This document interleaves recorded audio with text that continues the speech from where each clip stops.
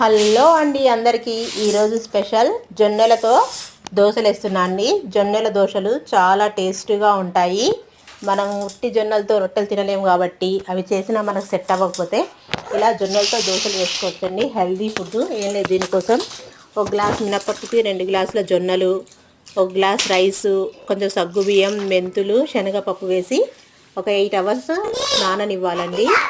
ఇలా నానాక మంచిగా మిక్సీ పట్టేసుకొని నేనైతే నైట్ అంతా దీన్ని బయట ఉంచకుండా ఫ్రిడ్జ్లో పెట్టాను. అంటే బయట ఉంచితే పుల్లగా ఉంటుంది కాబట్టి ఫ్రిడ్జ్లో పెట్టేశానండి. తర్వాత సాల్ట్ యాడ్ చేసేసుకొని దోశలు వేసుకోవడమే. టేస్టీ దోశలు అండి, చాలా బాగుంటాయి.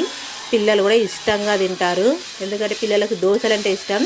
అందుకే వాళ్ళు తినే టైంలోనే మనం ఇలా హెల్తీ దోశలు చేసి పెట్టామనుకోండి, వాళ్ళు ఇష్టంగా తింటారు. కాబట్టి నేను ఇలా జొన్నలతోటి దోశలు వేసి పెట్టాను.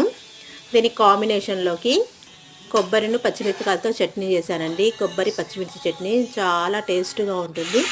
మీలో ఎంతమందికి దోశల్లోకి కొబ్బరి చట్నీ అంటే ఇష్టమో కామెంట్ చేయండి.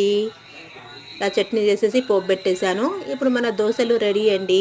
టేస్టీ జొన్నలతో దోశలండి, చాలా బాగుంటాయి. నచ్చితే లైక్ చేయండి, సబ్స్క్రైబ్ చేసుకోండి.